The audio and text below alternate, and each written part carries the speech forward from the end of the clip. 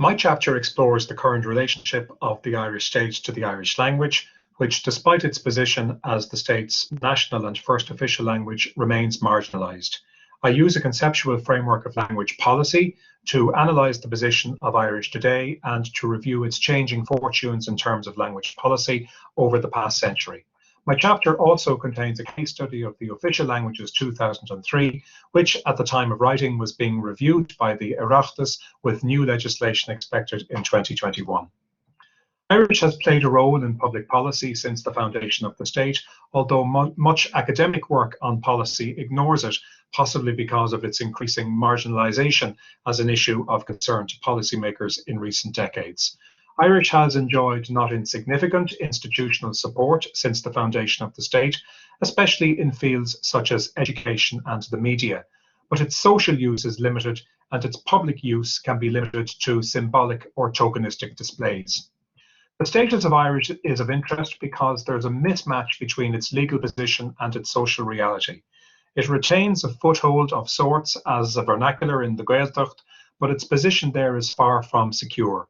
However, the number and percentage of Irish speakers nationally have increased in almost every census since the foundation of the state, a direct result of its core position in education. The chapter also analyses the field of sociolinguistics and looks in particular at the concepts of language planning and language policy. There isn't time in a short video such as this to explore the differences in depth, but it will suffice to say that language policy focuses more on language ideologies, both among policymakers and in the community. One element of the discussion on language policy deals with the distinction between explicit and implicit language policy. Language policy in any jurisdiction operates at these two levels, and in order to understand it fully, we need to consider both. We can call the covert policy the real policy because it is the one in which most people believe, even if they don't say so when asked.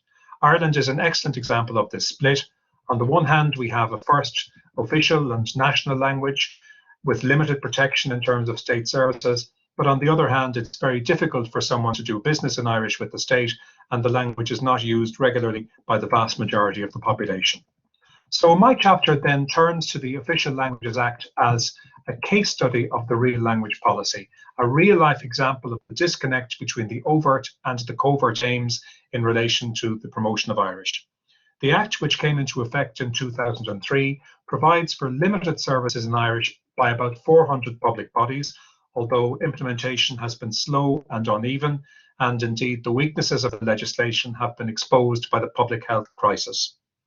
One aspect of the regulations made under the Act, signage, is relevant because it is a highly visible manifestation of a language policy that may be invisible to much of the public. The regulations require that all signage erected by public bodies should be bilingual, with equal space given to both languages. However, since the COVID-19 restrictions came into place, many such signs have been in English only, in breach of the Official Languages Act. Irish has also been marginalised in other areas, for instance, online public health information. Social media or websites of government departments or public bodies are not covered by any direct provision of the Act, despite their centrality to communication in the modern age. The central information website gov.ie has been predominantly in English only throughout the pandemic, with the Irish versions usually arriving late, often after the public health information has been updated. The website of the Health Service Executive has far fewer resources about COVID-19 in Irish, and they are scattered throughout the website rather than centralised. The government issued an information booklet about COVID in English only to every household in the country, in clear breach of the Official Languages Act, which requires such mail shots to be bilingual. The same problem applies to advertising. There have been regular full-page adverts in the national press about the latest health advice, and all radio stations have broadcast public announcements. Irish language media, however, have often had to create their own versions or just broadcast the English versions again. There is no statutory requirement for Irish language versions because, despite its high visibility, advertising is not included under the Official Languages Act. The new government in 2020 promised to enact a revised official languages bill by the end of the year, but the fact that the legislation has been under review for more than a decade did not inspire hope that the provisions could be strengthened meaningfully. As this book was published, the new bill was making its way slowly through the Oireachtas, but the elephant in the room is the ideology of monolingual public administration, which poses a challenge to meaningful change without substantial political pressure. There are grounds for optimism, with creative initiatives continuing in the language community and online throughout the pandemic, and the hope of enhanced legislation on the horizon. Modulating the real language policy of neglect will not be easy, but as the state approaches its centenary, it owes the Irish language far more meaningful and coordinated support than has been offered in recent decades.